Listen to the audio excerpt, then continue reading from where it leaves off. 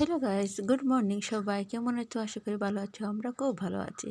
তো সকাল সকাল সব কাজ সেরে চলে এসেছি রান্না করে। প্রথমে তো সব মিলে করে একটাই কাজ, তো রান্না করে। তো রান্না করে বেশি অংশ দিন কেটে যায়। তো এদিকে মুসুর ডাল বসে দেবো সকালবেলা। তো সকালে ডাল আর ভাজা হয়ে যাবে। আর দুপুরে তো মাছ দেখি, তো পাবদা মাছ এনেছে তোমার দাদাভাই আজ। তো পাবদা মাছ দিয়ে একটা করবো রান্না। আর এদিকে আছে লাউ ডাঁটা। তো লাউ ডাঁটা এটা এনেছিল গতকালকে, রান্না হয়নি। তো আজ ভাবছি শিরল দিয়ে রান্না করবো। তো আমরা মাছে ভাতে বাঙালি মানুষ, তো এটা খুব জানি, যারা বাঙালি মানুষ তারা শীতল শুটকি খুব ভালোবাসে। তো আমরা ঘরে যেহেতু বেশি অংশ কিছু শুটকি হয় না, তো মাঝে মধ্যে হয়। তো আজ ভাবছি একটু শীতল দিয়ে করবো, একটু ঝাল টাল দিয়ে, তো মজা লাগবে খেতে। তো এদিকে তো ডাল বসিয়ে দিয়েছি আর মেয়েকে স্কুলে পাঠিয়ে দিয়েছিলাম, যেহেতু আর এক্সাম আছে। এটা আজ কিন্তু লাস্ট এক্সাম ছিল নাকি ভুলেই গিয়েছিলাম, এটা 2-1 দিনের আগে ব্লগ ছিল। তো এদিকে আমি ডাল বসিয়ে এখন ফুলকপি আলু ভাজা করবো, তার জন্য ফুলকপি কেটে নিয়েছি আর সাথে আলু একটা দিয়ে দেবো। আর মাছ কিন্তু এখনও কাটা হয়নি, মাছ পরে কাটবো, যেহেতু সকালের আগে ডাল ভাজাটা করে নিই তারপরে। এদিকে তো সকালে খুঁটিনাটি কাজ ছিল, সেইগুলো করে দিয়েছি। আর এটা হলো অনেকক্ষণ পর, এখন 11:30 মতন বাজে। তো সকালে তো রান্না হয়ে গিয়েছিলো। এদিকে তো মেয়ে চলে এসেছে স্কুল থেকে, পরীক্ষা দিয়ে চলে এসেছে। সাথে কয়েকজন আসছে, সবসময় টুকটুকে যায়, অনেকজনকে নিয়ে যান উনি। প্রবলেম হয় না, অসুবিধা হয় না। তো যাতে অনেকটা সুবিধা হয়ে গিয়েছে। এদিকে দেখো আজকে সরে এসেছিলেন উনি, আজকে আবার চলে যাবেন। তো আসার সময় কমলা এনেছিলেন, তো সেগুলো কমলা দিয়েছেন।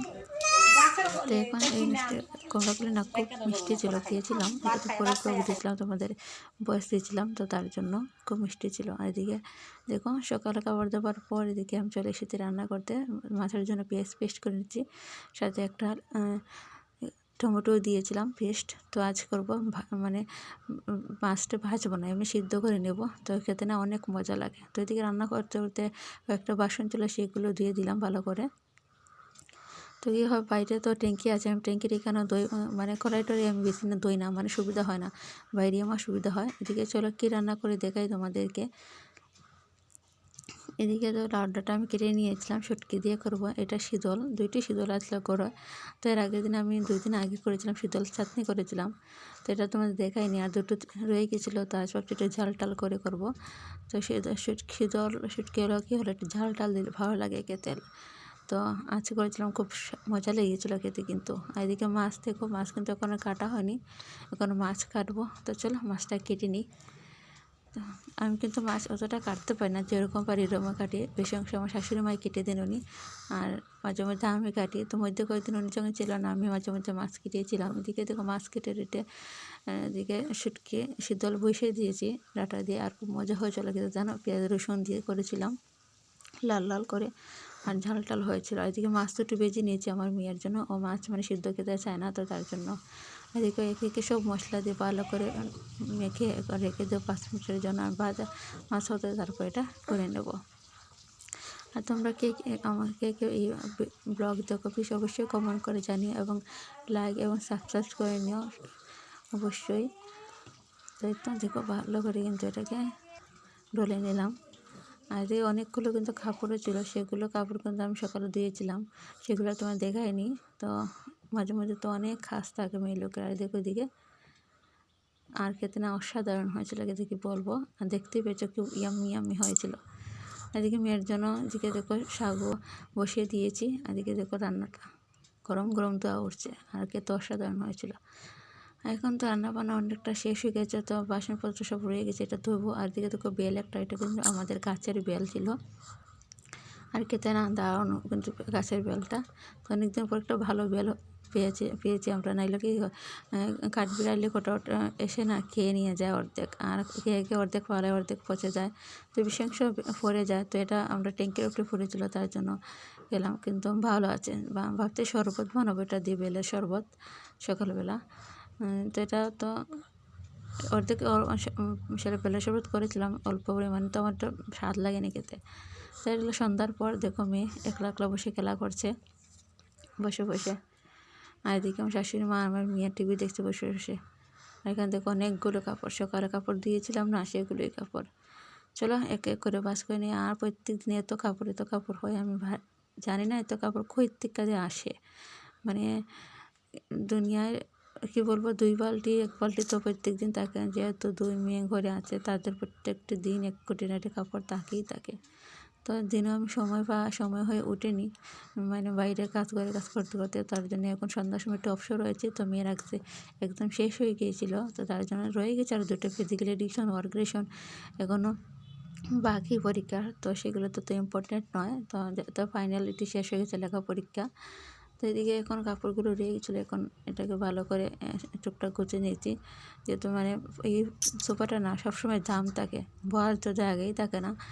তো কাপড় ধুয়ে নিয়ে এটার মধ্যে রেখে দিই, কাপড় ধুয়ে নিয়ে এটার মধ্যে রেখে দিই। কোনো মানে দেন লগালগ যে একটা কাজ করবো সেটা হয়ে ওঠে না। তো সন্ধ্যার সময় এখন অবসর আছি, তো তার জন্য এখন গোছগাছ করে নিচ্ছি। ভাবছিলাম একটু রেস্ট করবো, কিন্তু রেস্ট করার সময়ই নেই। তো সেটা দেখলে মানে সকাল থেকে উঠে ঘর সংসারের কাজ মানে একটার পর একটা লেগেই থাকে। তো 2 মেয়ের মানে তাদের ক্ষেত্রে সময় দিতে হয়। আর যেহেতু মধ্যে মেয়ের এক্সাম ছিল, সন্ধ্যার সময় পড়াশোনা, সকালে পড়াশোনা 1 ঘন্টা করে বসাতে হয়েছিল ওকে। তো নাইলে কী হয়, পড়াতে বসে না ও। ওইদিকে চলো এক দেখো সোফাটা অনেকদিন পর একটু খালি হয়েছে, তো আবার জমে যাবে, কিছু করার নেই। তো যেহেতু আগে তো এখানে সোফা ছিল না আমার, তো এখন যেহেতু এখানে আছে, তো এখানে মানে জাম হয়ে যায়।